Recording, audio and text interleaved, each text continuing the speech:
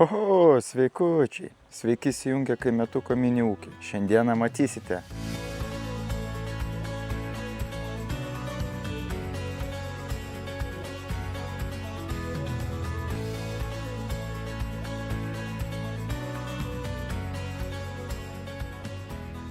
Taigi, pirmas darbas, kurį reikia pasidaryti, tai pasibaigti laistymo sistemą gervuogėms. Aišku, prioritetas tai eiliai. Pasiemam per trumpą galą šlangus.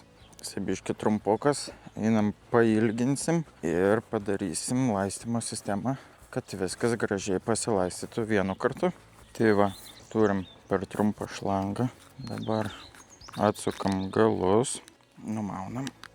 Reikia atsargiai nepamest tarpinio.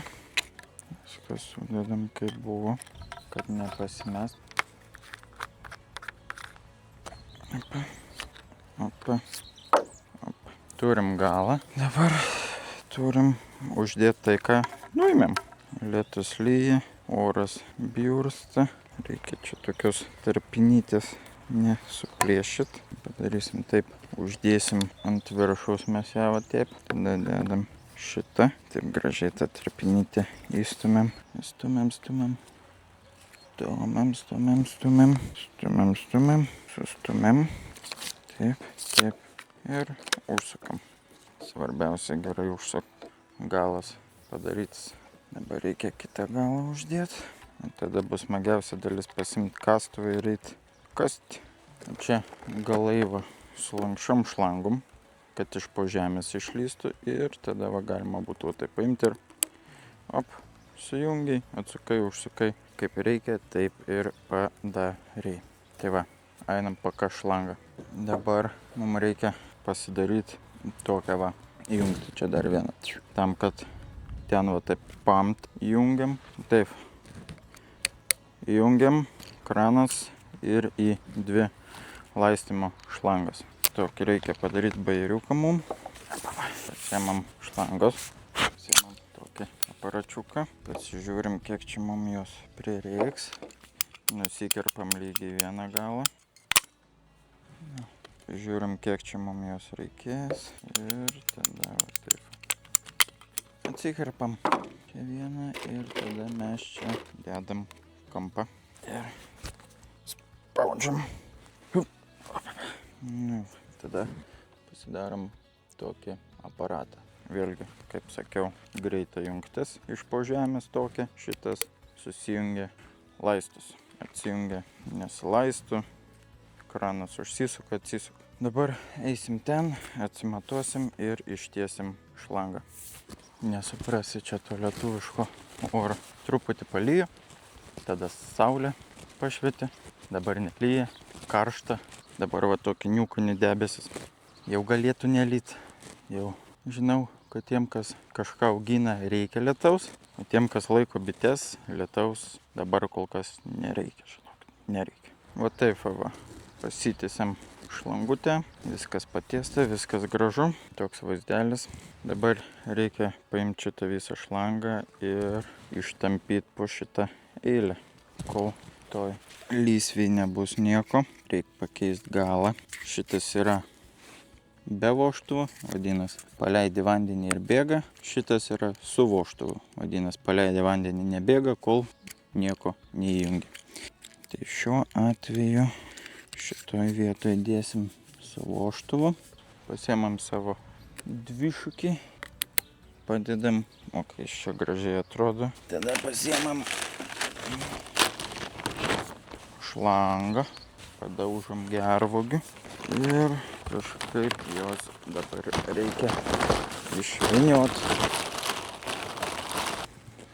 Ateinam čia, pagaunam galą, žiūrim, kur yra pirmos skylutės ir jos bus kaip tik prie pirmos gervuogės.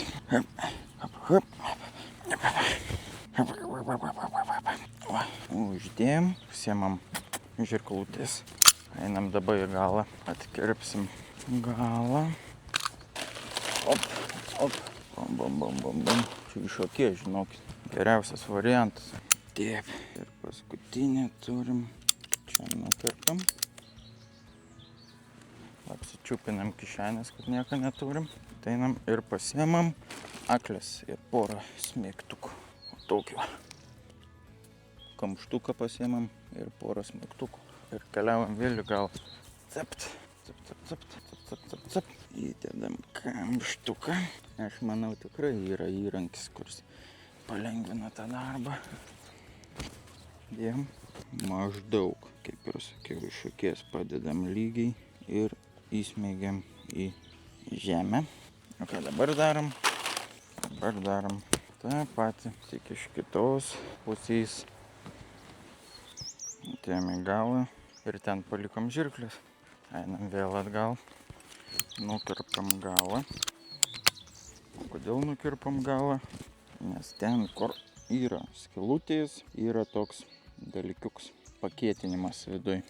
Jeigu matos toks mėlynas. Matos mėlynas. Per jį neprasikiša. Einam dabar į galą.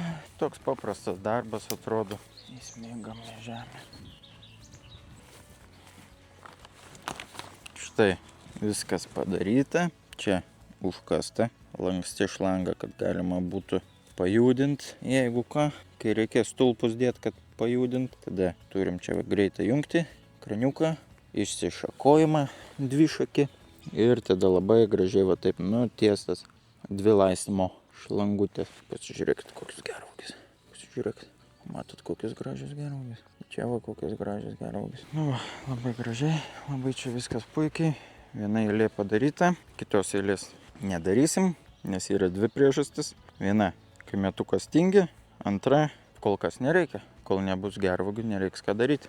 Ir dar va, ką noriu parodyti, kaip atrodo avietis. Tokia va, ežė, stambiai numulčiuota, numulčiuota žolė. Ir ką mums duoda žolė? Mums duoda tai, kad mes žolė, jeigu girdis, paviršius sausas. Bet jeigu mes taip labai gražiai atverčiam ir matom, ką, va čia kur žemė, jinai drėgna, o čia pradėjus pūt žolė. Ir ką jinai duoda? Jinai kaip pūna duos trąšą, bet tuo pačiu kaista, degina ir neleidžia augti žolį. O matos, čia va kur nebuvo užklota, žolė žalioja, o kur va buvo užklota, jinai va nugeltonavus tokia visa salotinė. Ir ką tai duos? Tai duos natūralią apsaugą nuo piktžolių. Reikės mažiau ravėti, aišku, ravėti reiks, bet nebus plėvelių. Galima po to bus dauginti avietės ir, sakykim, daugiau ekologijos. Galima iškast, įkast, padėti, išimt. Nereiks. Čia va, kur nėra, matos, daugiau žolių, o kur pamulčiuota, viskas gerai. Tėvukas padėjo viską pajungti. Viskas kaip ir pajungta. Tai, manau, reikėtų jungti ir pažiūrėti, kaip ten viskas laistos.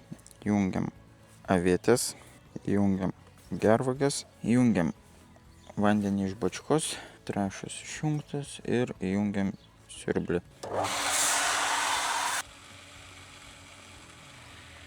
Avietės laistos. Einam pažiūrėti, kokia situacija su gervuogėm. Turėtų viskas būti gerai. Ir ar viskas gerai? Taip. Štai vandenuks, kapt. Laša. Einam pažiūrėti. Oi, kaip laša. Laša. Tėmi gal pažiūrėti laša. Čia va nusiorina. Išpučia oro burbulus. Bet laša visur labai gražiai laša. Taip kaip turi būti visose lysvėse. Kągi vandenukas sutvarkytas. Čia tik nusiorina, bet va jau kokie krūmai gražus. Reikės dabar tik užmulčiuoti. Kaip pataikyta, tiesiai bėga prie gervuogės. Čia va tiesiai prie gervuogės bėga. Lapelį patraukus toj vietoj. Labai gerai. Ačiū tėvukui už pagalbą. Dabar jau visa laistymo sistema paruošta iki galo. Kai lyja lietus ir nelabai malonu būti lauke, yra vienas darbas, kurį visada galima atlikti šiltnamyje. Tai yra kaupimas arba kitaip pasakius ravėjimas. Einam pasigalasim, kad įrankis geriau imtų. Nu va, viskas gražiai pagalasta. Štai jau po truputį Pradėjo dygti piktžolės. Aišku, jų nėra daug, bet dar kaip pasakyti, čia yra pradžia. Visada geriausia padaryti pradžią gerai, nes, kaip sako, gera pradžia pusė darbo. Turim tokias piktžolės ir jas reikės šiandien išravėti. Kaip apžėlė va čia. Liks laiko ir čia išravėsim šitą. Ką, pasiraitojam rankovės ir kimbam į darbus.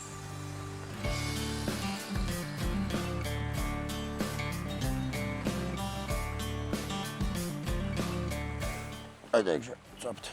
Žiūrėkit, kur radau. Kaip labas. Labas. O. Rupužiuks. Toks. Palauk, neskubėkt. Jie čia ateina gyvent. Štai lauko. O, baba. O, papa. Bišk pasitraukt. Ant kelio nestovėkit. Brūkšt. Все. Galit grįžti.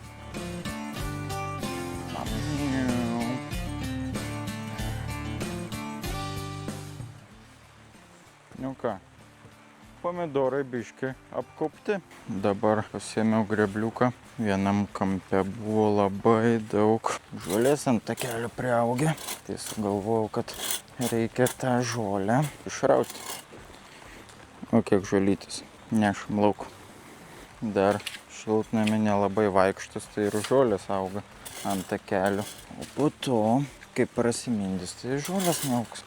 Nu va, kokia kruvytė. Nu ką, viskas išnešta, pomidorai apkaupti, takelis nuvalytas, vienu žodžiu, šiltnamis sutvarkytas. Cip. Tam biški, šitam. A jum nereik? Na ką, šiltnamis palietas jau. Tai kaip ir dar vienas darbelis atliktas šiandien.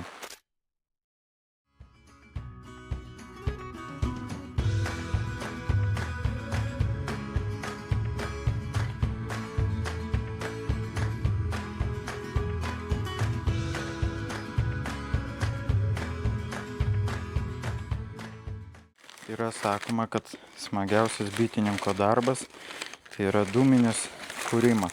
Mes irgi užkurkime dūminę ir keliaukime pas bitučių. Gal didokas. Pridėkime mažiukų tokių. To jau įsidegs. Drebulės kaladžiukės. Ir kriaušės šakelės po genėjimo. Dabar palikime, tegu įsidega normaliai. Dūminė įsikūrė. Dabar įlyskime į vieną iš aviliuko. Pasisveikinam su bitutėm. O jėtus, kas čia buvo? Netyčia ištraukiam labai daug bitučių. O čia ant žolės jėtus. Nieko, padėsim jos sulips ant pagalvės. Trūksta vietos jam. Nieko, uždėsim dar po vieną magaziną galimai. Štai kaip, koks grožis. Pasisveikinam. Ir dabar trauksim vieną iš rėmelių. Papučiam truputį dūmelio. Ir pasižiūrėkim, kasgi mūsų čia laukia. Bus medučio ar ne. Atsargiai ištraukiam. Va, jūs tik pasižiūrėkit, jau pradėjo akiuot, kiek medaus. Dabar atsargiai apversiu kitą pusę. Va, jūs tik pasižiūrėkit, koks grožis. Va čia va jau matos va užakiuotas, vadina subrandintas medus. Ir pradėta va čia akiuot po truputį. Dar ne užakiuota, bet pradėjo akiuot. Labai faina, labai gražu ir matos to medaus dar čia daug ir daug yra. Taigi jau ne už kalnų, jau šio mėnesio gale tikėkimės, kad galėsit paskanauti pirmojo 2026 metų medaus. Pasižiūrėkit. Matot va, čia va viršui uždaryti remukai. Tuoj dar vieną pabandysim gražiai ištraukti. Jaus, aš jas pasidėsiu ir parodysiu. Tai, žiūrėkit, ką aš jums parodysiu. Žiūrėkit, koks grožis. Medus. Vien tik tai medus. Ir jau pradėtas užakiuot, va matot, va. Uždaryt vaško dangteliu. Vadinas, medus paruoštas jau. Tai dar palauksim, kol visą va tavo užakiuos. Pradėjo akiuot va čia viršų ir palauksim, kol užakiuos visą. Jau bus medaus, kaip džiugu, kaip smagu. Dar kol kas nerapsų, bus sodų, klevų, pienių, obelų, vyšnių ir slyvų, kitaip pasakius. Kas nežino, kas pavasarį žydi, bet šiaip jau medaus yra. Papūskim dūmelio. Žiūrėkit, ką parodysiu. Žinot, kas šitoks? O čia va. Žinot, kas šitoks yra? O tas va. O šitas va. Žinot, kas šitoks? Čia yra tranas. Vyriškos lyties atstovas. Jis neturi gelonės, negelia, labai garsiai birzgia, mažai dirba, daug valgo. Taigi, grįžtant prie darbų, manau, bus kažkur tai 20 kg. Ir ką čia turim? Spietimų problema. Bitelės nori spiest. Iškart matau, vos tik imdamas pirmą remelį. Kol kas pirmas remelis nerodo tokių ženklų, kad nori spiest. Tranai yra ženklas, kad bitės nori spiest. Ieškau kiaušinėlių. Papačiam bitelės. Matau, žinok. Vadinas, jeigu kiaušinėlį yra, motinėlė buvo prieš 3 dienas. Po 3 dienų kiaušinėlį pavirsta į lervutės. Spietiminis ženklas, kad bitelės spiečia. Matot? Štai čia toks va kaba gražuolis. Jisai skaitos šitas. Čia yra motininis lopšelis ir jame yra motinėlė, kuri, štai čia dar vienas, kuri kai išsirita, pasiema pusę bičių ir išskrenda į naujus namus. Taigi mūsų darbas dabar yra surasti motinėlę ir jeigu rasi motinėlę, pašalinti visus lopšelius. Sekantis remelis. Čia kiaušinėlį nematyt, matos lervutės. Matau ir kiaušinėlius, apsimelavau. 45 laipsnių kampu kiaušinėlį matau vieną. Reiškia, motinėlė buvo prieš 2 dienas. Kai motinėlė padeda kiaušinėlį, kiaušinėlis akutėj va taip stovi, tiesiai. Praeina 1 diena, jisai atsigula ant šono. Praeina 3 diena, jisai guli. 4 dieną jau randam lervutį. Tai va taip galima atspėti, prieš kiek dienų tikrai buvo motinėlė avilyje ir atliko savo darbą. Tęsiant motinėlės paieškas, labai stiprių ženklų, kad jinai čia yra, nesimato. Truputį reikia duodumo, kad neprispaus tiesiog bitelių dūmuose esančius dalelės aplimpa jų antenas, o kadangi bitės komunikuoja per feromonus, tos dalelės neleidžia joms susišnekėti ir jos dirba savo darbą ir labai tada būna ramios. Taip, čia kol kas motinėlės nerasta. Galimas dalykas, kad jos jau čia nebėra. Būčiau anksčiau aplankęs jas, tik sutrukdė oras. Matosi, yra tikrai nemažai tranų. Motininių lopšelių tikrai ne vienas, yra ant kiekvieno remelio, matos. Ir iš kur žinau, kad čia yra spietiminiai lopšeliai, nes gelbėjimuose, tai kad šitoj vietoj, matot, jie kabalioja remelio apačioje.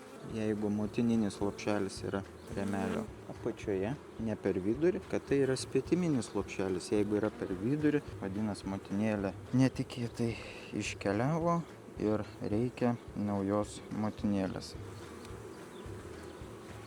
Karų yra, čia nesimato motinėlės. Labai įdomus fenomenas.